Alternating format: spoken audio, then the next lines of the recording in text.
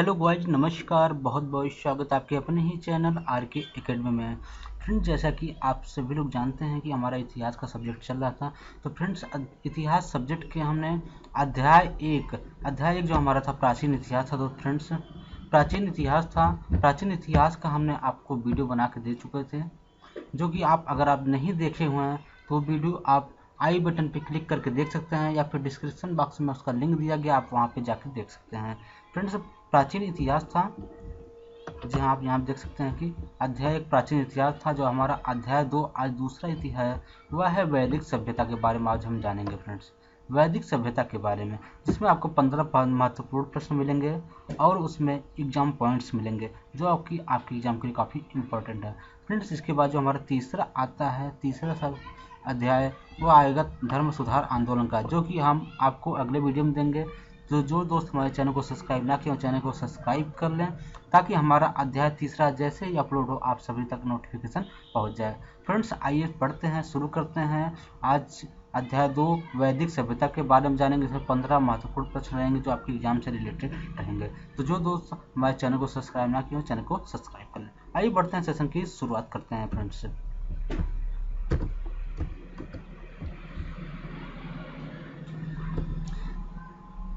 दोस्तों 16वां क्वेश्चन हमारा शुरू हो रहा है। 15 क्वेश्चन इससे पहले हमने अध्याय 1 में दे दिया था। अध्याय 2 में आपका 16वां क्वेश्चन से स्टार्ट हो रहा है। 16वां क्वेश्चन है, सबसे पुराना वेद कौन सा है। फ्रेंड्स, 4 ऑप्शन आपको दिया गया, आपसे पूछा जा रहा है कि सबसे पुराना वेद कौन सा है। तो फ्रेंड्स, जब बात करते हैं वेद की, तो वेद की अगर बात करते हैं फ्रेंड्स, वेद का जो शाब्दिक अर्थ होता है, आपका वेद का शाब्दिक अर्थ होता है ज्ञान। ज्ञान वेद का शाब्दिक अर्थ होता है। फ्रेंड्स, पहले हम वेद को त्रयी भी जानते थे। त्रयी इसलिए जानते थे क्योंकि उसमें यजुर्वेद, ऋग्वेद और सामवेद शामिल थे, अथर्ववेद शामिल नहीं था। उस समय हम त्रयी बोलते थे। जब से अथर्ववेद शामिल हो गया, तब से इसका नाम चार वेद हो गए हैं। तो फ्रेंड्स, बात करते हैं वेदों में सबसे पुराने की, तो ऋग्वेद सबसे पुराना वेद है। ऋग्वेद सबसे पुराना वेद है, जो कि दूसरा ऑप्शन बिल्कुल राइट हो जाएगा। फ्रेंड्स, बात करते हैं ऋग्वेद में कितने सूत्र, कितने मंत्र होते हैं। तो ऋग्वेद में 10 मंडल होते हैं, 1028 सूक्ति होते हैं और 10,462 मंत्र होते हैं। ये ऋग्वेद में होते हैं। फ्रेंड्स, आइए बढ़ते हैं अगले क्वेश्चन पे। अगला क्वेश्चन है, भारत के किस स्थल से लौह धातु के प्रचलन के प्राचीनतम प्रमाण मिले हैं। आपसे पूछा जा रहा है कि भारत के किस स्थल से लौह धातु के प्रचलन के प्राचीनतम प्रमाण मिले हैं, ये आपको बताना है। तो फ्रेंड्स, बात करते हैं लौह धातु के, तो लौह धातु को जो प्रचलन का प्रमाण मिला है, वह आपका मेरठ के मिला है। मेरठ के पास एक अतरंजी खेड़ा, मेरठ के पास जो कि यूपी में है, उसके अतरंजी खेड़ा एक वहाँ का एरिया है, जिसको अतरंजी खेड़ा बोलते हैं। वहां से जब खुदाई हुई थी, तब वहां पे लोहे के साक्ष्य मिले थे। इस प्रकार से बी ऑप्शन यहाँ पे बिल्कुल राइट हो जाएगा, अतरंजी खेड़ा। फ्रेंड्स, आगे बढ़ते हैं अगले क्वेश्चन पर। अगला क्वेश्चन आपके सामने आ चुका है, क्वेश्चन नंबर 18। आर्यों के प्रारंभिक गतिविधियों में सर्वाधिक महत्वपूर्ण था कृषि, पशुपालन, व्यापार, शिल्प, कर्म। तो फ्रेंड्स, बात करते हैं अगर आर्यों के, तो आर्यों की जो प्रारंभिक गतिविधियां थी, प्रारंभिक गतिविधियों में उनका जो सर्वाधिक महत्व था वह पशुपालन करना था, वह युद्ध करना था। पशुपालन व युद्ध उनका सर्वाधिक महत्व था। पशुओं में बात करते हैं तो उसमें गाय और आंसू का बड़ा महत्व था। तो फ्रेंड्स, यहाँ पे जो राइट आंसर आपका हो जाएगा बी ऑप्शन, पशुपालन हो जाएगा। आगे बढ़ते हैं फ्रेंड्स अगले क्वेश्चन पे। अगला क्वेश्चन आपके सामने आ चुका है, क्वेश्चन नंबर 19 है, आरंभिक वैदिक साहित्य में सर्वाधिक वर्णित नदी है। आरंभिक वैदिक साहित्य में सर्वाधिक वर्णित नदी है सिंधु, सरस्वती, गंगा, ब्रह्मपुत्र। तो फ्रेंड्स, बात करते हैं वैदिक साहित्य में, तो वैदिक साहित्य में जो सर्वाधिक वर्णित नदी है वो आपका सिंधु नदी है। फ्रेंड्स, सिंधु नदी सर्वाधिक बार वर्णित किया गया है। अब बात करते हैं गंगा का, तो गंगा का उल्लेख सिर्फ एक बार किया गया है। बात करते हैं यमुना नदी की, तो यमुना नदी की जो उल्लेख किया गया वह सिर्फ 2 बार मिलता है। जैसे ऋग्वेद में सबसे ज्यादा वर्णित नदी आपकी सिंधु नदी है। ये ऑप्शन यहाँ पे बिल्कुल राइट हो जाएगा, सिंधु नदी। फ्रेंड्स, आइए बढ़ते हैं अगले क्वेश्चन पे। ऋग्वैदिक काल में सर्वप्रयुक्त शब्द निष्क किससे संबंधित है? तो फ्रेंड्स ऋग्वैदिक काल की बात करते हैं तो ऋग्वैदिक काल में निष्क जो है ये आपका स्वर्ण आभूषणों से संबंधित है। ये ऑप्शन यहाँ पे बिल्कुल राइट हो जाएगा, स्वर्ण आभूषणों से यहाँ से संबंधित है। तो फ्रेंड्स यहाँ पे जो निष्क शब्द है, निष्क शब्द को हम स्वर्ण आभूषण से जानते हैं, लेकिन कुछ विद्वान इसे सिक्के से भी जान जाते हैं, तो वह एक गलतफहमी का है। यहाँ पे ऑप्शन अगर देखते हैं तो सही राइट आंसर होगा आपका स्वर्ण आभूषण से होगा। आगे बढ़ते हैं फ्रेंड्स अगले क्वेश्चन पे। अगला क्वेश्चन आपके सामने आ चुका है। निम्नलिखित में से किसने आर्यों के आदि देश के बारे में लिखा था? फ्रेंड्स आपसे पूछा जा रहा है कि किसने आर्यों के आदि देश के बारे में लिखा था, तो उन्होंने बाल गंगाधर तिलक जी ने आर्यों के आदि देश के बारे में लिखे थे। डी ऑप्शन बिल्कुल राइट हो जाएगा। इन्होंने क्या लिखा था फ्रेंड्स? बाल गंगाधर तिलक की एक पुस्तक थी आर्कटिक वेद ऑफ होम। उन्होंने इसमें लिखा था कि आर्यों को उत्तरी ध्रुव का निवासी इन्होंने सिद्ध किया था।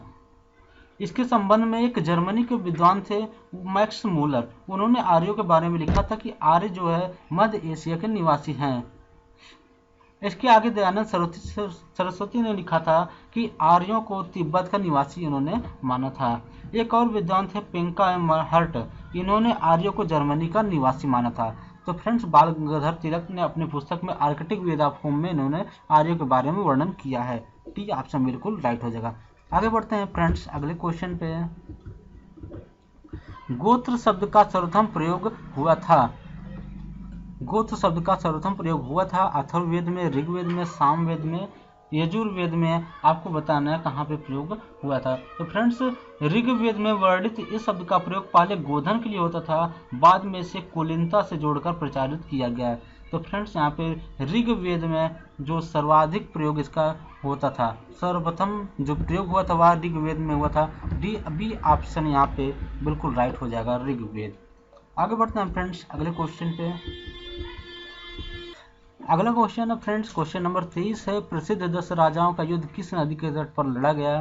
तो फ्रेंड्स बात करते हैं कि ऋग्वेद में जो 7वें मंडल में एक वर्णित है जिसमें दासराग युद्ध जो है वह पराशरी, माफ कीजिएगा फ्रेंड्स यहाँ पे जो परुशड़ी लिखा हुआ है आपका पराशड़ी हो जाएगा, जो को हम रावी नदी को बोलते हैं पराशड़ी।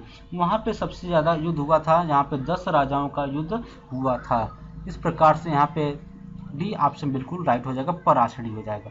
आगे बढ़ते हैं फ्रेंड्स अगले क्वेश्चन पे। अगला क्वेश्चन आपके सामने आ चुका है। सत्यमेव जयते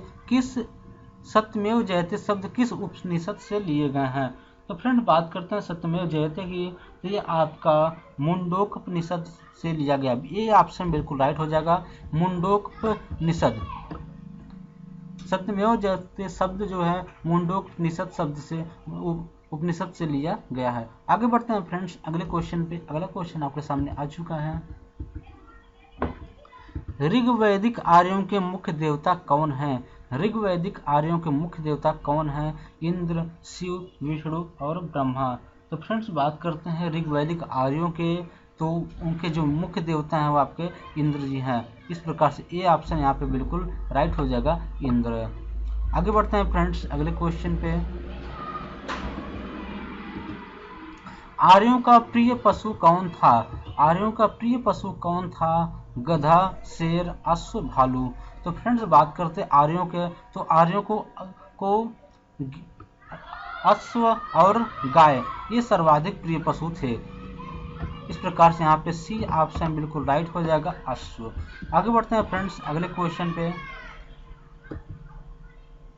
अगला क्वेश्चन आपके सामने आ चुका है। वैदिक काल का काल क्या है? तो फ्रेंड्स आपको बताना है वैदिक काल का काल। तो वैदिक काल का जो काल है आपका 1500 ईसा पूर्व से लेकर 600 ईसा पूर्व तक वैदिक काल है, यानी ईसा पूर्व से समाप्ति से 6 वर्ष पहले के जो काल था वह आपका वैदिक काल था। 1500 से 600 के ईसा पूर्व के बीच जो काल था वो आपका वैदिक काल कहलाएगा। ये ऑप्शन यहाँ पे बिल्कुल राइट हो जाएगा, 1500 से 600 ईसा पूर्व। आगे बढ़ते हैं फ्रेंड्स अगले क्वेश्चन पे। ऋग्वेद में चर्चित कितने कबीले हैं? ऋग्वेद में चर्चित कितने कबीले हैं? तो ऋग्वेद में चर्चित जो कबीलों की बात करते हैं फ्रेंड्स, तो ऋग्वेद में 5 कबीले हैं, जिसमें है अनु है, दू है, पुरु है, यदु है और तुर्वस है। ये 5 कबीले ऋग्वेद में चर्चित हैं। बी ऑप्शन यहाँ पे बिल्कुल राइट हो जाएगा। आप यहाँ देख सकते हैं कि ऋग्वेद में आपके 5 कबीले हैं। आगे बढ़ते हैं फ्रेंड्स अगले क्वेश्चन पे, वैदिक काल को किस में बांटा गया है? वैदिक काल को किस में बांटा गया है? ऋग्वैदिक एवं पूर्व वैदिक में, ऋग्वैदिक एवं प्रारंभिक वैदिक में, ऋग्वैदिक एवं उत्तर वैदिक में, ऋग्वैदिक एवं पाश्चात्य वैदिक में। तो फ्रेंड्स वैदिक काल को आप ऋग्वैदिक एवं उत्तर वैदिक काल में बांटा गया है। यहाँ पे सी ऑप्शन बिल्कुल राइट हो जाएगा कि ऋग्वैदिक एवं उत्तर वैदिक काल में। आगे बढ़ते हैं फ्रेंड्स अगले क्वेश्चन पे, वैदिक काल में किन देवताओं की पूजा की जाती थी? तो फ्रेंड्स वैदिक काल में बात करते हैं देवताओं की पूजा की, तो फ्रेंड्स वहाँ पे इंद्र देव की, वरुण देव की, अग्निदेव की, इन सभी की पूजा की जाती थी वैदिक काल में। उपरोक्त सभी यहाँ पे भी डी ऑप्शन बिल्कुल राइट हो जाएगा फ्रेंड्स। यहाँ पे उपरोक्त सभी यानी इंद्र की, वरुण की, अग्नि की, सभी की पूजा की जाती थी। तो फ्रेंड्स ये थे आपके 15 अति महत्वपूर्ण प्रश्न जो कि आपके एग्जाम के लिए काफ़ी इम्पोर्टेंट थे। इसके आगे आप देखते हैं एग्जाम पॉइंट कुछ आपके लिए जो है लाया गया है। तो फ्रेंड्स वेदों को यहाँ पे एग्जाम पॉइंट जो पहला है कि वेदों को त्रयी एवं श्रुति भी कहते हैं फ्रेंड्स। अगर अब अथर्ववेद को शामिल ना किया जाए तो वहाँ पे वेदों को त्रयी एवं श्रुति भी कहते हैं। दूसरा एग्जाम पॉइंट है ऋग्वैदिक काल में गाय विनिमय, प्रतिष्ठा एवं युद्ध का प्रतीक थी। ऋग्वैदिक काल की बात करते हैं तो उसमें जो गाय थी तो गाय को वहाँ पे माता का नाम माना गया था और विनिमय, प्रतिष्ठा एवं युद्ध का प्रतीक थी। फ्रेंड्स उत्तर वैदिक काल में कृषि का महत्व स्थापित सबसे ज्यादा हुआ था। भरत कबीले के नाम पर भारत नाम पड़ा। तो फ्रेंड्स हमारे जो हिंदुस्तान का जो नाम भारत पड़ा है वह भरत कबीले के नाम पर भारत पड़ा था। आर्यों का समाज जो पुरुष प्रधान था। वैदिक सभ्यता ऐतिहासिक सभ्यता थी और वैदिक सभ्यता की जो मुख्य फसल थी, तो मुख्य फसल की बात करते हैं तो जौ, गेहूं और चावल, ये वैदिक सभ्यता की मुख्य फसल थी। अश्व एवं गाय का जो सर्वाधिक महत्व था वैदिक सभ्यता में। वैदिक सभ्यता की लिपि की बात करते हैं तो ब्राह्मी लिपि थी और भाषा की बात करते हैं तो संस्कृत था और ग्रंथ की बात करते हैं तो उसमें वेद सर्वाधिक महत्वपूर्ण था। तो फ्रेंड्स ये थे वेदों और जो है वैदिक सभ्यता से संबंधित महत्वपूर्ण प्रश्न और एग्जाम पॉइंट्स जो आपके एग्जाम के लिए काफ़ी इंपॉर्टेंट हैं। फ्रेंड्स ऐसे ही आपको और वीडियोज मिलते रहेंगे फ्रेंड्स। तो जो हमारे चैनल को सब्सक्राइब ना किए चैनल को सब्सक्राइब कर लें और फ्रेंड्स अपने दोस्तों के साथ शेयर करें प्लीज़ आप दोस्तों फ्रेंड्स के साथ शेयर कीजिए। और अगर आपको इसका PDF चाहिए तो आप हमारे व्हाट्सएप ग्रुप लिंक में आप ज्वाइन हो सकते हैं जो कि आपको डिस्क्रिप्शन बॉक्स में दिया गया, वहाँ पे आप जाकर ज्वाइन हो सकते हैं। और हमारे द्वारा कुछ अधिक महत्वपूर्ण प्रश्नों का जो वीडियोज बनाया गया है वो आपको डिस्क्रिप्शन बॉक्स में मिल सकता है। आप वहाँ पे जाकर वहाँ वीडियोज को देख सकते हैं। तो फ्रेंड्स मिलते हैं अगले वीडियो में। तब तक बाय बाय, बहुत बहुत नमस्कार, धन्यवाद।